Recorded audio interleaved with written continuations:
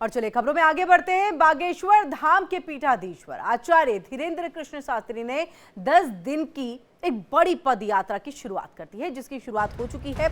ये यात्रा 7 नवंबर यानी कि आज के दिन से इसकी शुरुआत है। दिल्ली से इसकी शुरुआत है और 16 नवंबर तक ये यात्रा चलेगी।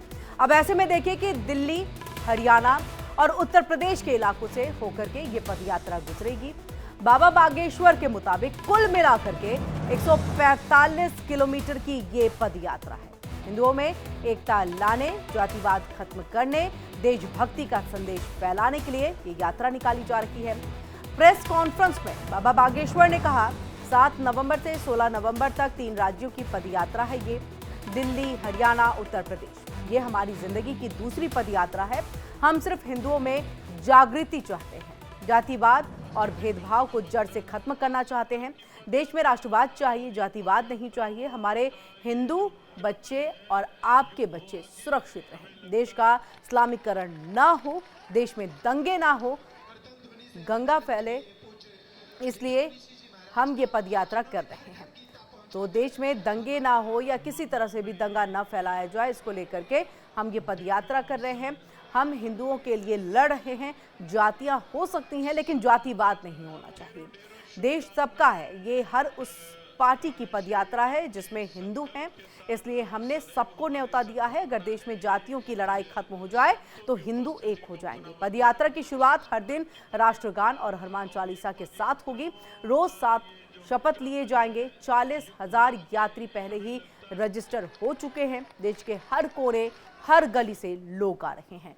देश में 80 करोड़ हिंदू हैं। हम हर घर, हर गांव, हर गली तक पहुंच करके उन सब के लिए लड़ रहे हैं। हमारा एकमात्र मकसद है हिंदू एकता, सनातन एकता।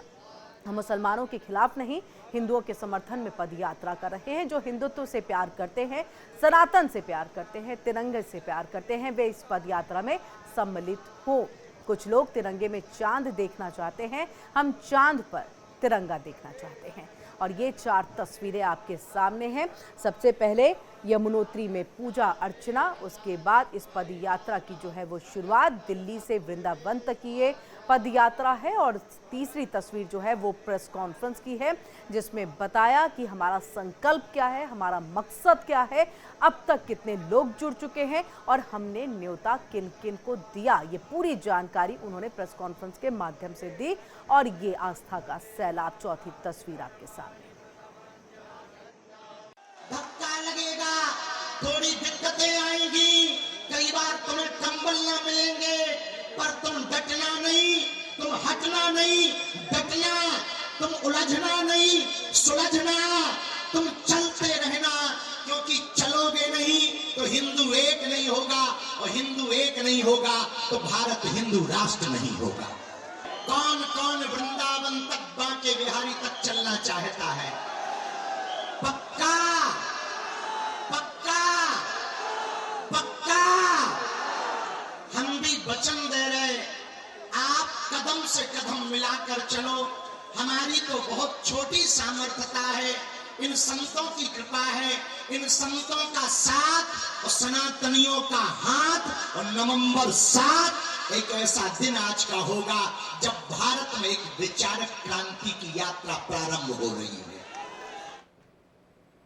तो पंडित धीरेन्द्र कृष्ण शास्त्री, सुना आपने इनको। ये उस वक्त उन्होंने सबको जागरूक करते हुए जब पदयात्रा की शुरुआत होने वाली थी, सब में एकता का संदेश भरा। और इसी पर ज्यादा जानकारी के लिए सीधे रुख करेंगे अपने संवाददाता प्रेम कौशिक का।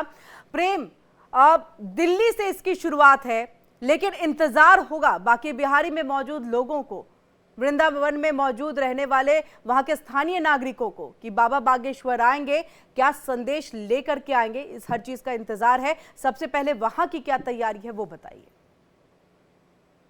बिल्कुल, देखिए किरण, इंतजार सभी को है और ये इंतजार की शुरुआत हो चुकी है। जिस तरह से आज सुबह इस सनातन पदयात्रा की शुरुआत हुई राष्ट्रगीत के साथ में, राष्ट्रगान के साथ और उसके साथ हनुमान चालीसा के साथ में इस पदयात्रा की शुरुआत की। और देखिए मंच पर जब आप देखेंगे तो बड़ी संख्या पर यहाँ संत मौजूद हैं, बड़ी संख्या में सनातनी मौजूद हैं यहाँ पर।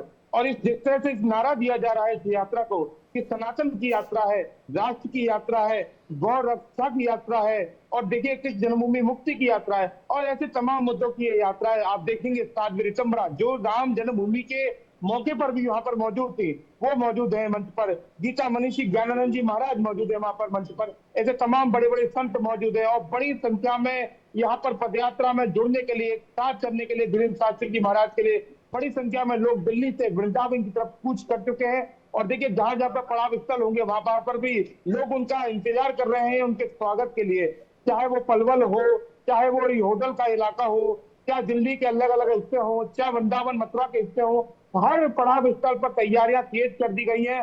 और तैयारियों के साथ में हर जगह की अलग अलग व्यवस्था की गई है। व्यवस्थापकों को खासा इंतजाम किए गए हैं रुकने के, लोगों के जो लोग आ रहे हैं यात्रा में जुड़ने के लिए।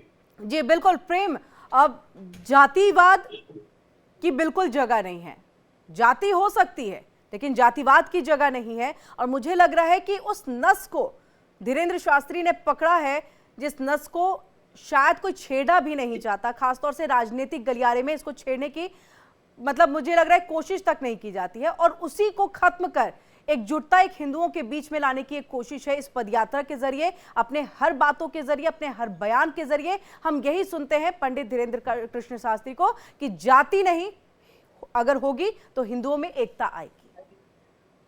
देखिए किरण, बहुत बड़ी लड़ाई कई बार हम आपको आपस में देखने को मिलता है समाज में कि जातिवाद को लेकर लड़ाइयां होती है। उसी जातवाद की लड़ाई को खत्म करने के लिए उनका एक नारा है कि जातवाद की करो विदाई, हमें सब हिंदू भाई भाई। उनका कहना कि आज का समय है, सब लोगों को मिलकर साथ चलना होगा, इस राष्ट्र को जो है बहुत आगे बढ़ाना है, उस राष्ट्र की रक्षा के लिए आगे बढ़ाना है, तो हम सबको एक साथ मिलकर काम करना होगा। ये उनका नारा है। उनका नारा यमुना शुद्धिकरण का है, राष्ट्र को एक करने का है, इस भारत को हिंदू राष्ट्र बनाने का है, सनातन को किस तरह से ऊंचाइयों तक और ले जाया जाए, उसकी शिखर, उसका ध्वजा हर जगह पर फहराई जाए, उसका लेकर उनका नारा है। उसके लेकर ये देखिए, उसी को लेकर ये पदयात्रा चल रही है। और इस पदयात्रा में देखिए जिस तरह से सैलाब है, इसका जीता जागता उदाहरण देखिए आप।